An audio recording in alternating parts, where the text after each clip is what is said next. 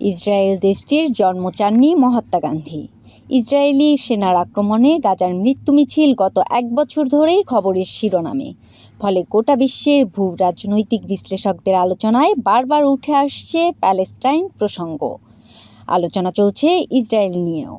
মধ্যপ্রাচ্যের সবচেয়ে ঘনবসতিপূর্ণ দেশটির জন্ম হয়েছিল 1948 সালে। ইহুদিদের এই দেশটির জন্ম কিন্তু চাননি মহাত্মা গান্ধী। 1938 সালে সাপ্তাহিক সংবাদপত্র হরিজনে দ্য জিউস শীর্ষক এক প্রবন্ধে গান্ধী লিখেছিলেন প্যালেস্টাইন আরবদের, যেভাবে ইংল্যান্ড ইংরেজদের, ফ্রান্স ফরাসিদের। যদিও তার অর্থ এই নয় যে ইহুদিদের প্রতি তার কোনো সহমর্মিতা ছিল না মহাত্মা গান্ধীর। হরিজন পত্রিকাতেও তাকে লিখতে দেখা গিয়েছিল, সমস্ত ইহুদিদের প্রতি আমার সমবেদনা। ওরা খ্রিস্ট ধর্মে অচ্যুত। ওদের প্রতি খ্রিস্টানদের আচরণের সঙ্গে হিন্দুদের অচ্যুতদের প্রতি ব্যবহারের তুলনা করা যায়। এভাবেই লিখেছিলেন মহাত্মা গান্ধী। প্রীতিলতা, তরঙ্গ টিভি।